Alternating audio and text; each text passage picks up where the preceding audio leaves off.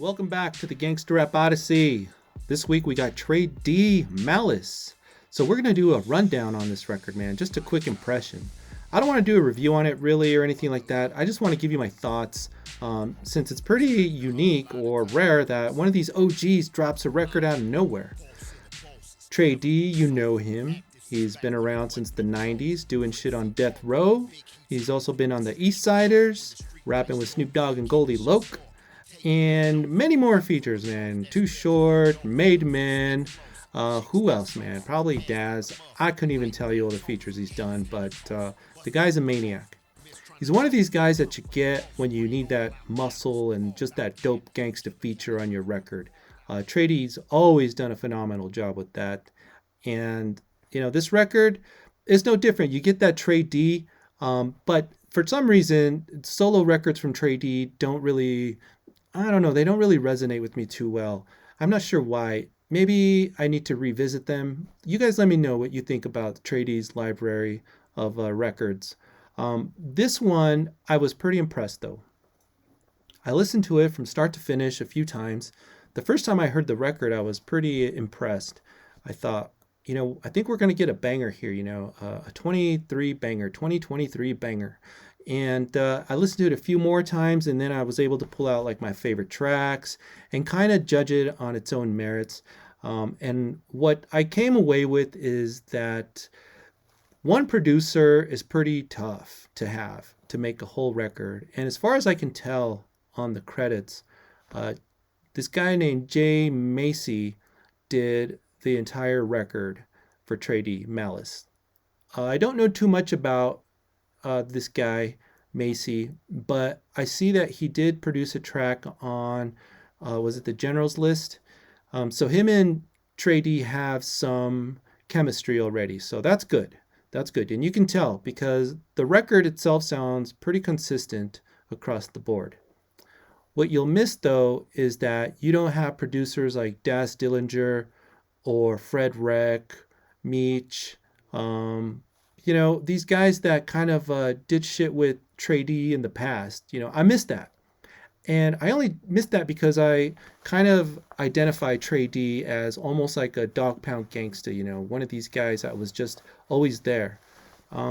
He doesn't have any featured artists like Goldie Loc or anybody besides Cocaine, but for me, anybody that I recognized. So this is a Tray Deee solo project for show. It's a Tray Deee solo project. And the effort that Tray Deee gives here is pretty good though. I'd say that he hasn't really lost a step, that he's still gangsta as hell, and the things that he's writing about and rapping are still some of that West Coast gangsta shit that's almost underground, like a Sibo or something. Just one of these rappers that are almost intimidating, when you listen to their music. And that's Tray Deee, man, and that's always been kind of his thing. So you won't be disappointed. Now, what does kind of disappoint is, like I said, the lack of rappers that we don't get. No Corrupt or anything like that. But that's okay. It's just tough when you're in a super group like the East Siders and you venture off to do the solo thing and you don't have the super group with you anymore. My brain wants to just attach to Tray Deee, East Siders, Death Row, whatever, and it's hard to divorce myself from it. But Tray Deee on his own still comes correct. He doesn't sell out. He's himself. He keeps it raw, real, and I like it. I think as a whole, the record is probably not going to be your favorite record of 2023. Maybe it will be. That's to be judged in a few months. But there's for sure some dope ass tracks on here that should make your playlist of the greatest of the year. Some of those tracks, I'm just going to list them. The Storm, it's a pretty deep, dope track. Malice, the title track, the record starts off real strong. You're going to get some gangsta shit. The intro, of course, I'm not going to count that, but you know what you're going to get when you listen to that intro and you're just happy. Like, oh, this is that gangsta shit for show. And Hand on the Trigger has this one chick named Erica Corleone, and she's phenomenal. They bring it back to the West Coast on this one. It's almost like a West Coast anthem. I love it. Other tracks that I really liked, Gangsta Shit, Press the Line with Cocaine for sure. If you're going to hire Cocaine to do a track, he does what he does here, man. You get your money's worth. So big ups to Cocaine and Tray Deee for that track. It was dope. It's just good old fashioned Cocaine. And what else do you want, man? Psh, Swear on the Set, the crown jewel, man. I love that track. It's just the beat is so dope. Tray Deee comes correct. I got to give props to Jay Macy on Swear on the Set.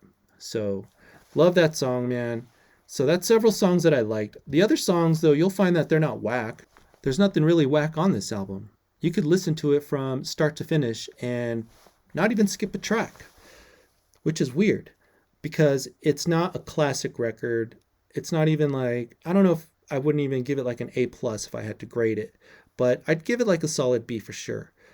I think that you could put the entire record on a playlist similar to the Tony Yayo record, quick and dirty. None of the songs are whack or offensive. It's just a good old fashioned gangsta record effort. And for that, he's got to get props. So that's the record. That's my opinion on it. Did you hear it yet? Let me know what you think in the comments. Tray Deee, big Tray Deee. I'm hoping that he does more shit, man. He's always down for a feature, I bet, because he kills them when he's on those features, man. But, I want to see another record from him. If I had a wish list, if I could be king for the day, I would want Tray Deee to do another record. If it had to be a solo record, that's fine. But I would definitely put in Daz Dillinger on the beats, maybe some Fred Wreck. Superfly would be dope. And I would just get all those DPG alumni to do a track, I think that'd be fucking awesome. We could get some Corrupt on there, some Goldie Loke. Snoop Dogg is always generous with his features. That would be dope. And then pop it out, the big Tray Deee solo record. Get a video going, get that social media popping, and I think it would be something hot. It wouldn't even have to be like 20 songs either. 12 tracks, sure. As long as it's dope. I think Rick Ross does that all the time. Just drops like 12-track albums or something. But something like that, just like boil it down to that real fucking DPG aura gangsta shit. And that's what I want from Tray Deee. But what we have here is pretty good, man. I was pleasantly surprised. I think you like the record, but how do you scale it? How do you rate it on a scale of 1 to 10, or how do you grade it A to F or whatever? I'm curious to know your thoughts, what you think about it. And do you like Tray Deee anyways? I always thought Tray Deee was just that badass feature that always kills it whenever he's on the mic. And his solo projects, probably a little bit different, harder to always have that energy maybe, or just whatever that Tray Deee magic is, man. But the record doesn't disappoint really. But it does have its minuses, and those are the negatives that I gave it. And they're kind of selfish, to tell you the truth. It's just me, me, me, what I want to hear. But that's just if I was king for the day. So I'm just a average Joe here listening to gangsta shit. And I got to be happy when an OG like Tray Deee comes back and drops another record, man. Been a good 4 years. OG for sure from the 90s, still doing it. And you got to love it, man. You got to love when these guys drop some new shit. And some people come back from the dead and drop shit, and it's kind of like, I wouldn't have did that. That's not the case with this record, man. This is a great effort. It's a dope record. Check it out. I'll leave the link in the show notes here. You can just find it on Spotify or whatever. I like the artwork too. I think it's pretty cool. It has that skull. It's kind of like just a black and white painting or something or sketch. It's got the skull with the sword through it though. Kind of reminds me of a Cypress Hill album or something. I don't know if this came out in a hard copy like CD or something, but if it did and you got it, let me know. I'd be curious to see what the rest of it looks like. I guess I could always Google that, but I haven't found much on the Google when it comes to this record. I have found plenty of Tray Deee interviews, so that's dope, man. If you want to catch up on your Tray Deee, now's a good time to do it, man. Just get into this big Tray Deee, big OG Tray Deee. and bask in the glory of the OG for sure, man. I love hearing some Tray Deee. Hope we get some more. I know this wasn't like a real in-depth review or anything, but those are my initial impressions on it. I just wanted to put out a video about this because it's like Christmas when these guys drop, man. I love it, man. So check it out. Malice on your favorite streaming services or whatever. And thanks for checking out the show. If you're listening to us on the podcast, give us a review or whatever on that Apple Podcasts and whatnot, and share us with the homies. If you got us on the YouTube, hit that like and subscribe. That helps somehow. I don't know, man. We gonna keep doing this. We got some new shit coming out. Throwback88.com for the archives. And with that, man, I'm gonna call it a wrap. So peace.